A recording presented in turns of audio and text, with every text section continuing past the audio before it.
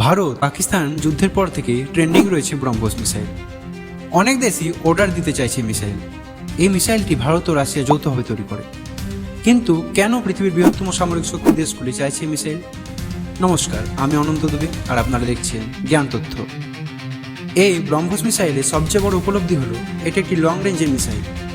এই মিসাইল জল, স্থল, আকাশ সব জায়গা থেকেই লঞ্চ করা সম্ভব।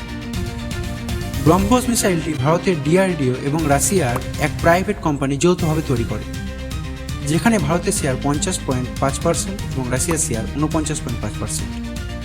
ভারতের ব্রহ্মপুত্র এবং রাশিয়ার মস্কোভা নদীর নামে এই মিসাইলের নাম রাখা হয় ব্রহ্মোস। এটা যখন প্রথমবার লঞ্চ হয় তখন এর রেঞ্জ ছিল 290 কিলোমিটার, এখন এর রেঞ্জ 500 কিলোমিটার, পরে এটা বেড়ে 800 কিলোমিটার হতে পারে।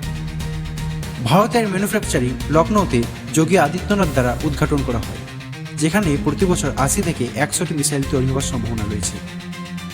সৌদি আরব, ফিলিপিন, ভিয়েতনাম, ইন্দোনেশিয়া, কাতার, ওমান এইসব দেশগুলি এটাকে কেনার লাইনে দাঁড়িয়ে রয়েছে। যদি দুই দেশেরই সম্মতি থাকে তবে এটা পরবর্তীকালে এক্সপোর্ট হতে পারে। ওরা ব্রহ্মোস মিসাইল কিনুক, আর আপনারা এই ধরনের ভিডিও দেখতে ফলো করুন।